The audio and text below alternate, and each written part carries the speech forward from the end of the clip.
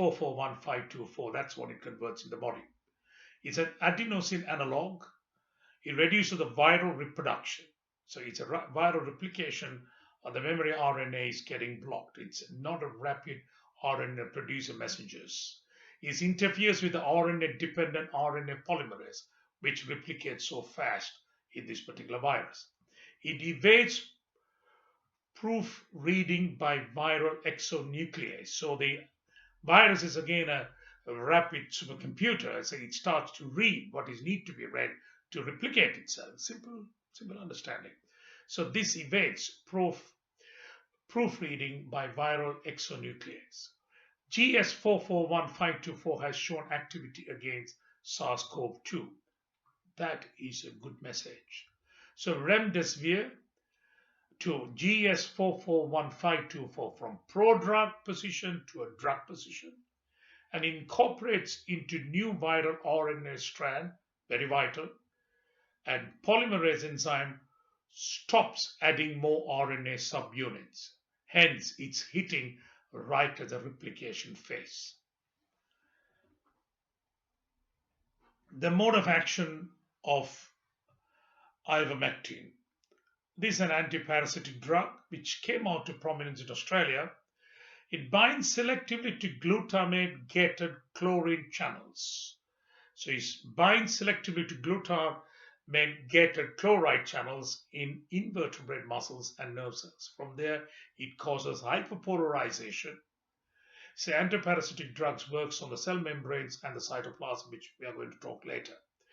And it causes paralysis and death. So hence, some broad-spectrum antiviral activity in vitro or in vitro against SARS-CoV-2 is being noted.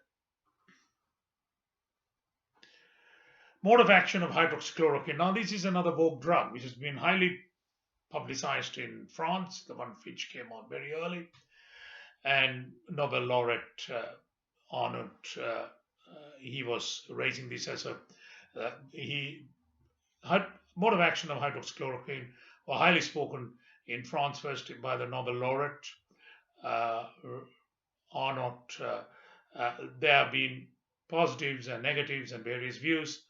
There are some of the head of states as also endorsing it.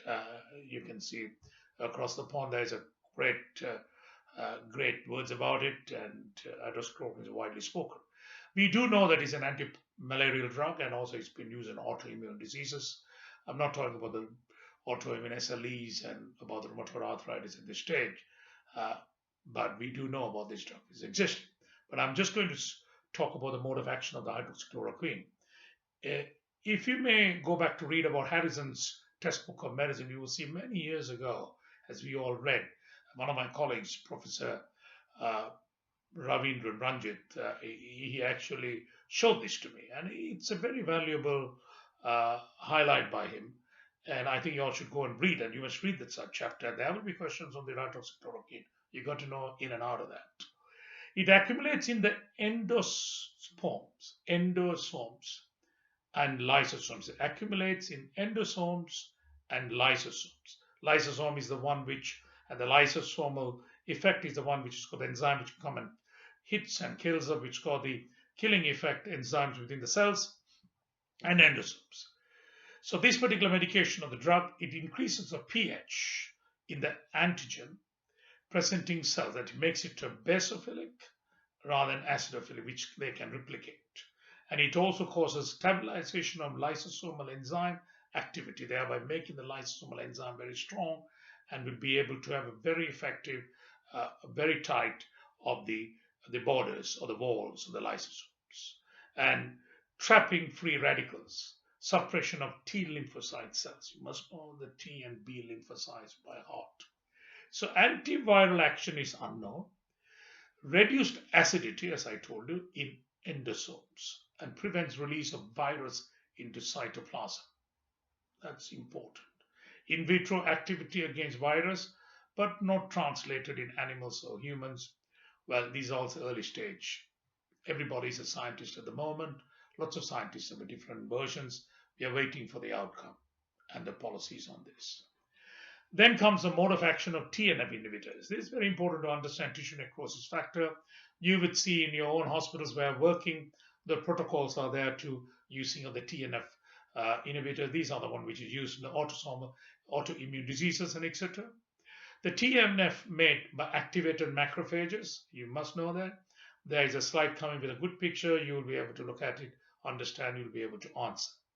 Binding of TNF activates several signaling pathways, including transcription factor, proteases, and protein kinases.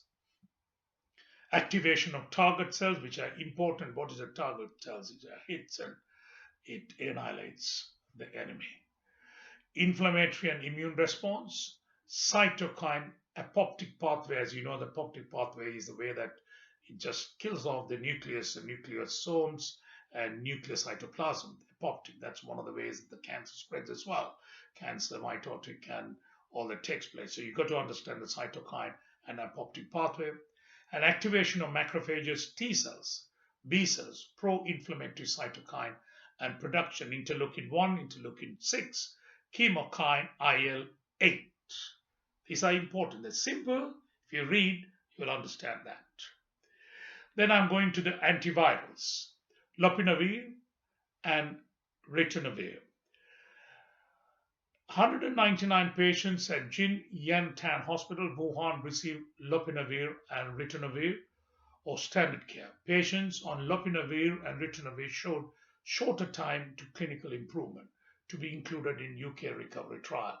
These are again part of the eminent scientists and clinicians working on that. Remdesivir, I call it Gilead Sciences. They seems to be in the pole position. They seems to be doing a lot of trials and being at a steadfastly in a great speed. The ACTT trial, 1,063 hospitalized patients with advanced COVID-19 and pulmonary involvement versus placebo.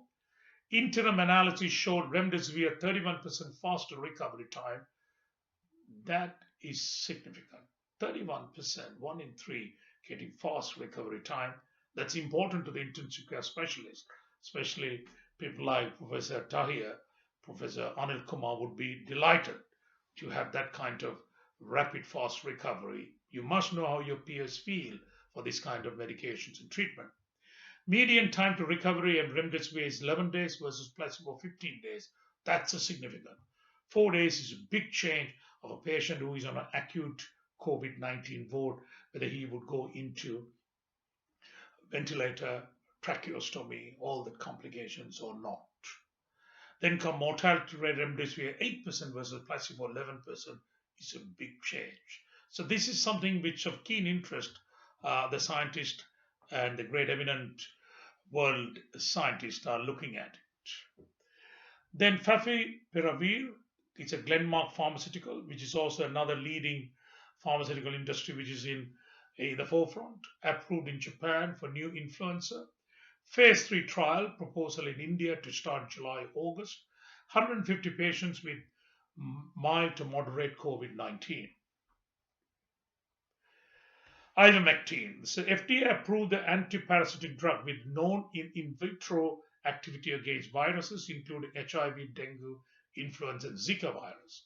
You must know about the Zika virus, where it exists in South America, what is caused, what are the prevalence, and how it's treated is important. It's similar to, you must also read about Ebola virus, but that's not the topic here. Cell culture study at Monash University has been started in Australia. Single dose eradication all viral RNA SARS-CoV-2 within 48 hours. Unknown mechanism against the virus at this stage. Question is that maybe it's dampening down of host cells' ability to clear virus.